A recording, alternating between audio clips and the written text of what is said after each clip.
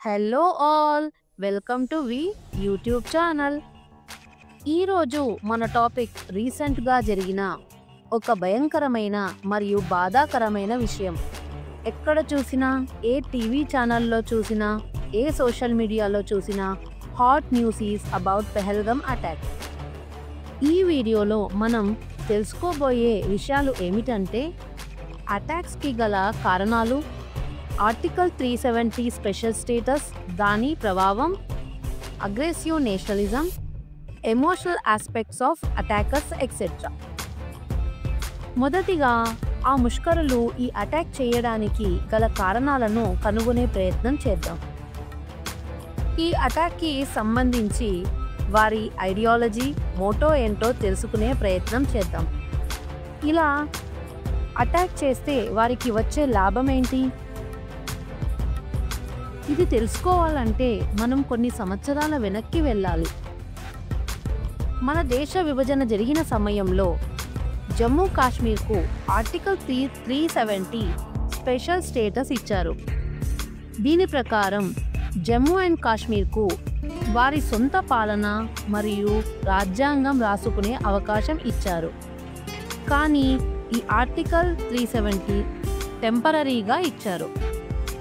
దీని వలన అక్కడి ప్రజలు భారతదేశ రాజ్యాంగాన్ని మరియు నేషనల్ ఫ్లాగ్కి ఇంపార్టెన్స్ ఇచ్చేవారు కాదు.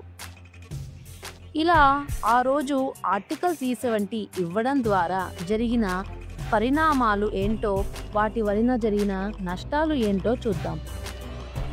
22 ఏప్రిల్ 2025 పెహల్గమ్ అటాక్. 14 ఫిబ్రవరి 2019 పుల్వామా అటాక్. 21 ఫిబ్రవరి 2013 హైదరాబాద్ అటాక్. ఇలా చెప్పుకుంటూ పోతే చాలానే ఉన్నాయి.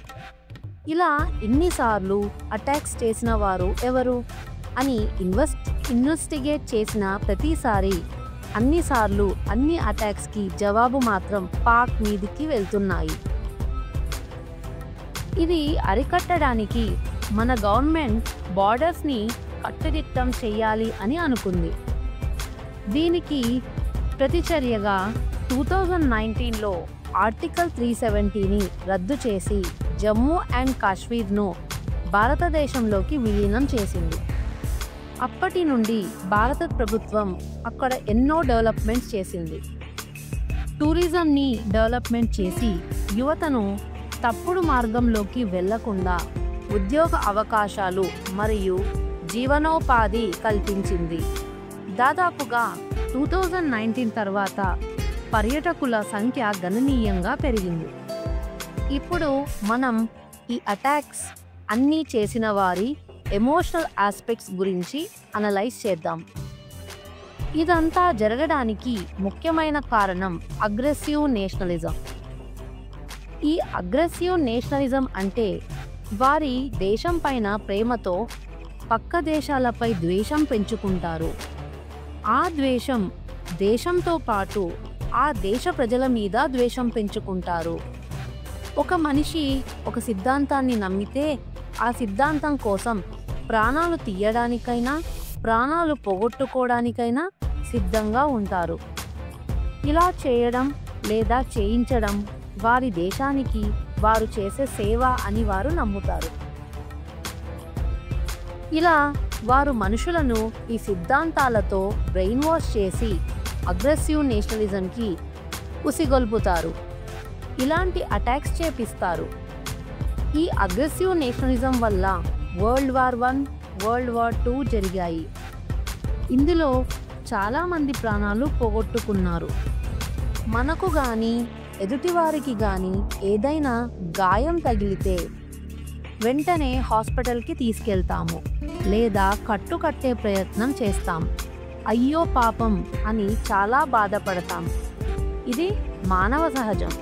దీన్ని హ్యుమానిటీ అని అంటారు.